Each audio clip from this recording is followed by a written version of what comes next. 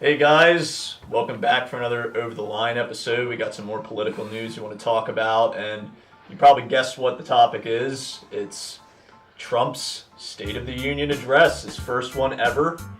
And we have our honest analysis and reaction to it. Yeah. And first thing I'd want to point out is, what was with all the clapping? After everything he said, you could hear a very audible clap in the microphone. I'm thinking like, this does not sound like any other State of the Union I've heard before. Not at all. People are supposed to clap for you. You're not supposed to clap for yourself. Okay, like I thought it was all right when he's like clapping for like the people he brought there to like be honored or whatever. But like when you're talking about how you're gonna like fix America and you just go like no, dude, you're not supposed to do that. It's like the equivalent of liking your own Facebook status, or even worse, like putting a heart on your own Facebook status. Like, you just don't do that, man. Just let everybody else like your shit. Like, you don't have to clap. And it's not like you didn't have all the Republicans clapping at everything. Yeah, I mean, anyway. Jesus Christ. I mean, there are more of them than anybody in that hall. So it's like, I mean, you didn't need the extra clap. I mean, we get it. You like what you say. We can tell that by how you tweet. Dude, what? Oh, yeah, so that was the first thing that stood out to me when I was watching it. But also, as far as like the meat and substance of it is concerned, I mean, first of all, obviously the big ticket item was immigration. Trump kind of laid out a compromise that he wants to do. He's like, okay, I'll let the Dreamers stay, but we need funding for a wall, which, by the way, he originally said Mexico was going to pay for. Now it's become apparent we're going to pay for it. I called bullshit on that when he first said it. I'm like, Mexico's going to pay for a wall? Yeah, right. Yeah, I knew that was dumb from when he first said it. I was like, there's no way in the world Mexico's paying for a wall. There's just no way. That's dumb. A wall that they probably don't even want. I don't even see this wall that we're going to have going through. I honestly don't see a wall on the southern border. I don't see it happening. I don't think even enough Republicans want it. I just think it's a pipe dream. I think it's a waste of money where, I mean, you could be putting monies back into schools and stuff and like, fixing our personal infrastructure like roads and bridges and stuff. I mean, a random Which he did talk about, by the way. He did. But a random ass wall on the southern border makes no sense. Okay, cool. You want to try to keep out immigrants. I get that. Whatever. But I don't think a wall's going to really solve it. So you mean to tell me you're going to have a wall from Texas all the way to California? You know how long and expensive that fucking wall would be? At least multiple billions. I mean, that spans multiple states. And of course, Texas, which is one of our biggest states, the whole entire southern border, there's no way. There's no way. But that wasn't even like the only condition in the proposed compromise. It was that plus we're going to change to a merit-based immigration system, meaning we're getting totally rid of the lottery for handing out the visas. We're making it so that if you're already here, it's harder for you to sponsor your family members to come over, which I think is really even more stupid. But that was basically the extent of that, and Trump views this as a fair compromise, but it really seems like most of the leverage would be on the Republican side for that. Well, I mean, they got to find some way to bounce back. I mean, let's be honest here. The 2018 election, it's coming. So they got to find something to really hype up their base, because I think there are a lot of people that are growing disenfranchised no matter how much they want to pretend they aren't on Facebook. So, I mean, they got to find some way to boost it up, boost morale, and I think immigration is the safest one. Let's use the fear and, let's talk about a random killing by an MS-13 member, to really spark up that fear for immigration, because, I mean, fear is the biggest thing to drive votes. We saw that in the 2016 election, and I get it. We want to make America great, and we want the best country. Hell, I want the best country. We all do. I think that's honestly a fundamental mindset of every American. We want the best America that we can have. The problem is there's many different ways that I think certain people see it as happening. And I think for a lot of people, yes, immigration is one that, is something that's a hot ticket right now. But I think honestly, getting rid of criminals, yeah, that's smart. But you're getting rid of people that are already here, that work and contribute to society. I don't see that as necessarily a smart plan, because when they go back, there's nothing for them. You know, you have immigrants that have been here, working here hard, that have been here for decades. They go back to their homelands. There's nothing there for them. What are they going to do? That's going to ruin that economy. That's going to cause an issue there. And if you don't think that people are going to try to come back, you're smoking crack. Well, plus, even if you actually think the illegal immigration is like this huge issue it's made out to be by Trump and some Republicans, you also got to look at the fact that once Trump took office, shortly after he took office, net immigration from Mexico was essentially zero. Mm-hmm. So, like, there's not really even a problem. Yeah. I mean, like, it's I don't know, just... It's one of those, like, fake issues where just, like, someone wants news. Someone wants an out where they can be like, oh, I didn't get this job. It's because there's too many illegal immigrants here. Like, it's just a bullshit excuse. Yeah. Like, it really is. But yeah. I mean, let's be honest here. My thing is, and this is my honest to God thought, if you came here illegally, yes, that is a crime. I get that. But if you're already here, you're contributing to society, you pay your bills, you know, let's get you on the books. I think we should spend less time trying to kick people and ripping families apart. And, okay, the ones that are here, let's not worry about them. Let's get them, you know, legal. Let's get them citizens. And then we can work on stopping immigration, if what you say is correct, that people aren't even coming over anymore. First of all, if you really didn't want any illegal immigrants coming over here, you don't even have to build a damn wall. You don't even need border protection. All you need to do is say, all right, any corporation gets caught hiring an illegal immigrant and paying them under the table, you forfeit your profits for the year. Yeah. That's all you got to do. Just make it so that the cost of hiring someone like that is so much of a risk that no one would do it. They're not going to come here if they can't get a job. Exactly. The jobs are here. That's the thing. So they're coming here for these jobs. And again, I mean, some of these jobs, some of them, not all, but some of them are jobs that the people that are complaining that they're not getting jobs, they didn't even apply for. I mean, it's the dumbest thing ever. It's the dumbest excuse ever. Oh, I didn't get this job with Google, so it must be the illegals. No, idiot, it's because your resume sucks ass. And the degree you have from whatever, you know, Ivy League college you have isn't worth anything anymore. And that's just the problem of the generation. And then that gets into a whole new discussion about how, you know, like we have such a shortage of people in the country educated for certain jobs. You have to get them from other countries. But that's a whole other discussion. Yeah. And to move on to the next point, infrastructure.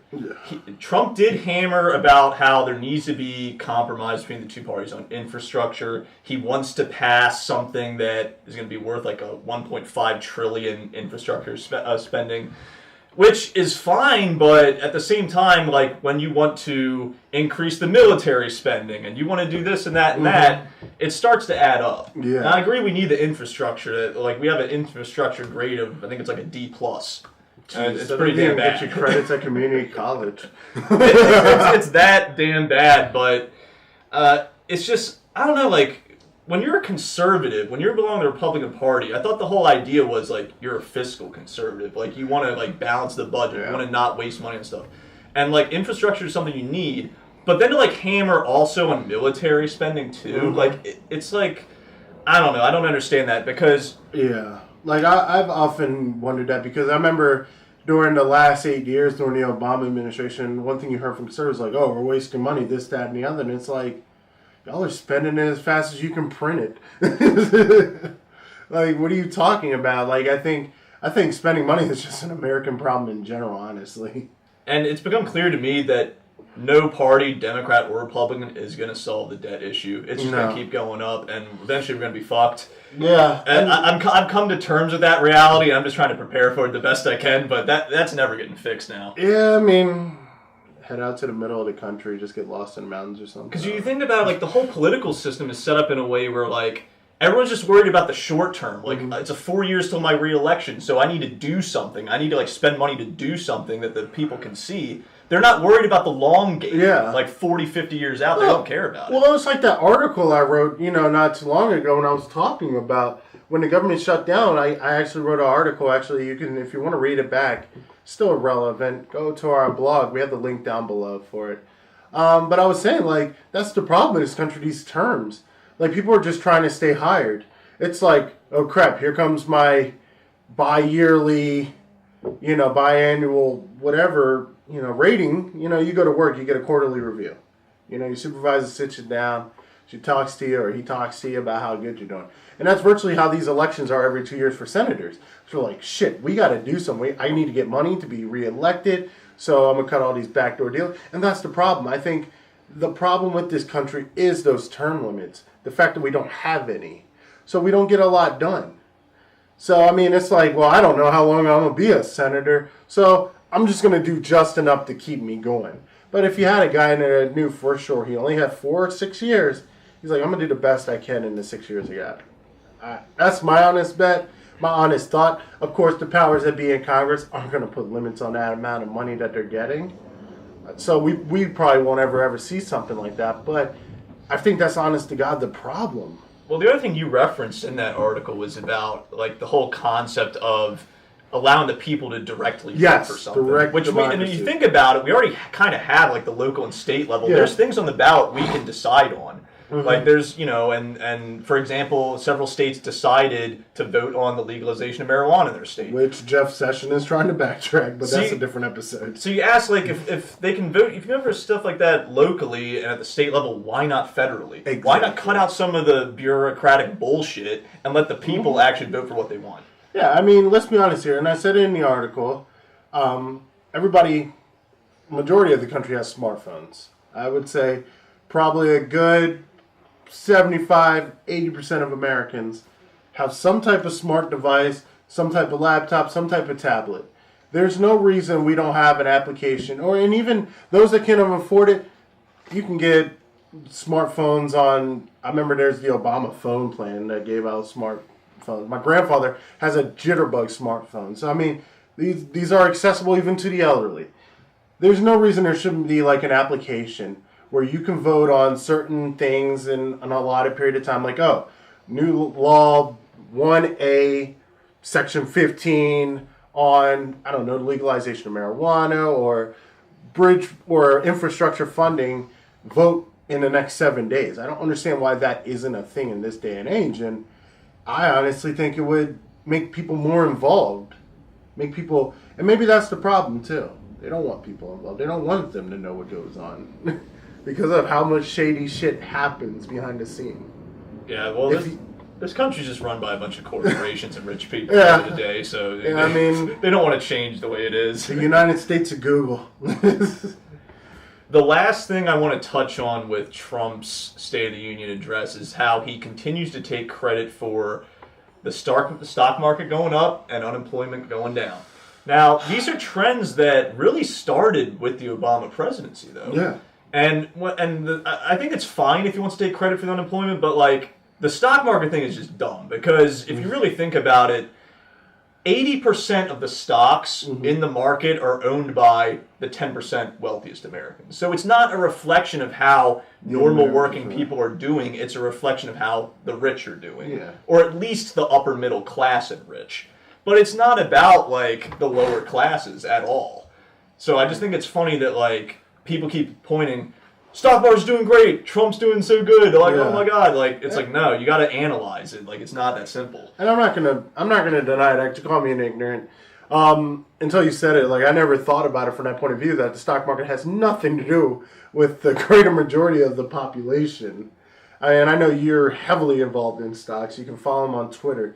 The man drops jewels like it's his job. This guy knows finance. That's his thing. Which you probably should do a few more episodes, probably face to face about that. The people need it. Maybe. But no, I never thought about it, and it's true. Virtually, the top 10% upper middle class, that's their representation. That has nothing to do with you and me.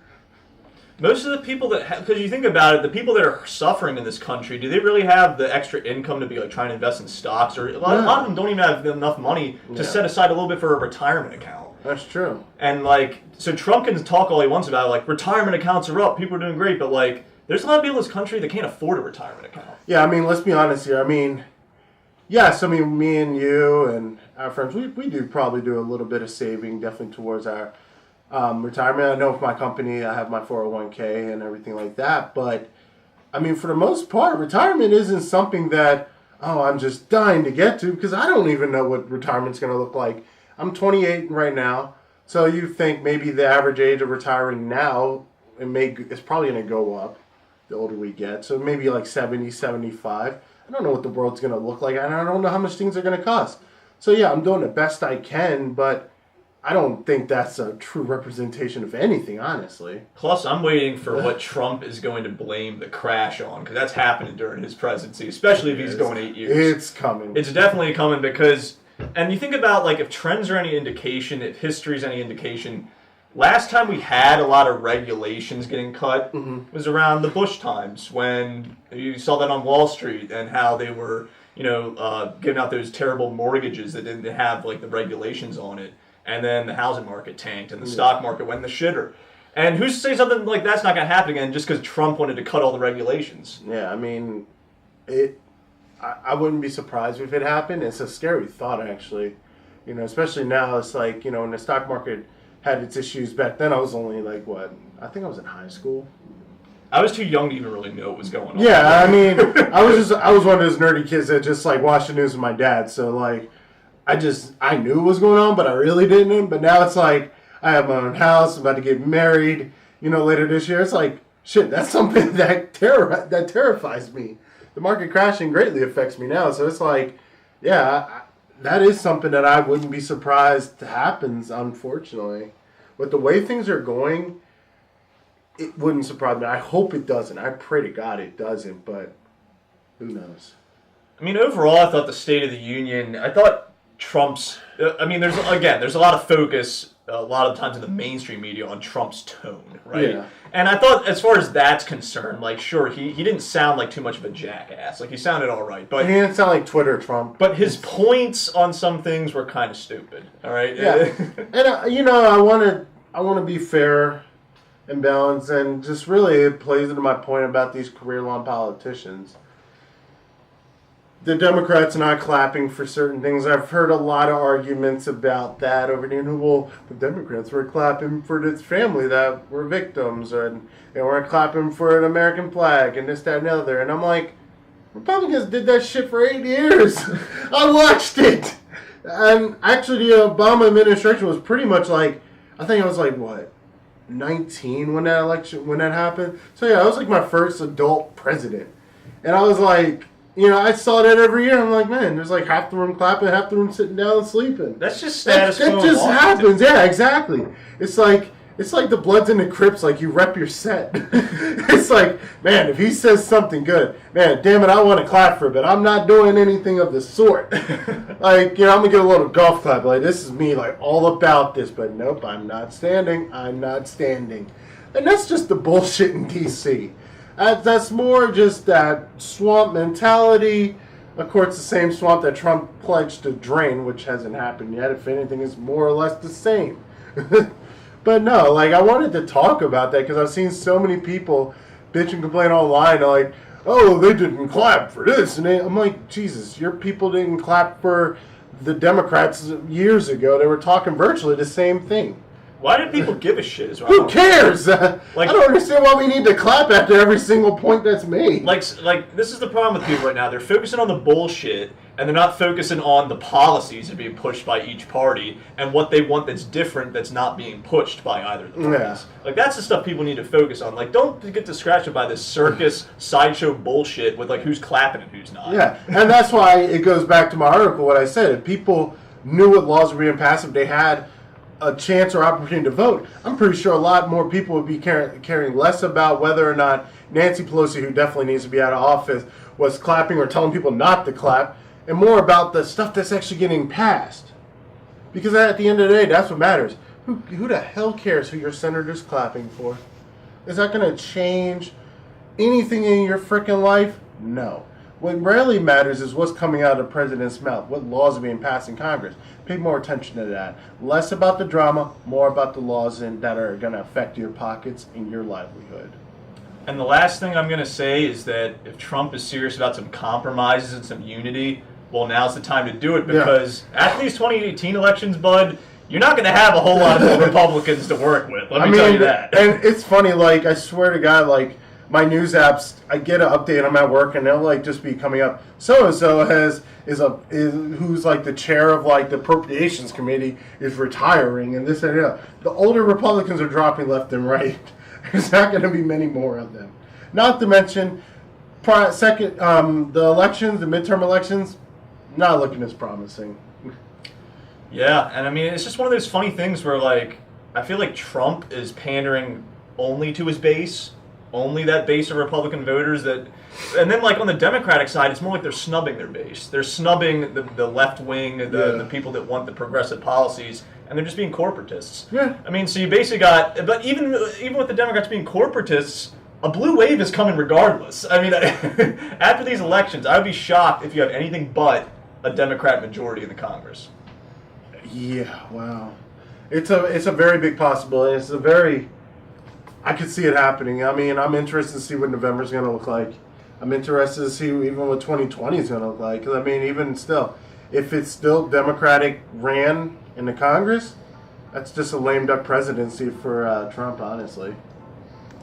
So we're going to see what happens. You want to start our own party? We should start our own party. Start our own political party. I have no idea what the hell I would call it. That's a bad idea. But yeah, that's our episode. Don't forget to like and subscribe. We're going to still come at you with more over the line episodes, and leave your comments. We want to hear it all. Good, bad, to ugly. Hey, we got personal YouTube accounts too. We'll comment and we'll converse. Let's have a conversation. Take care.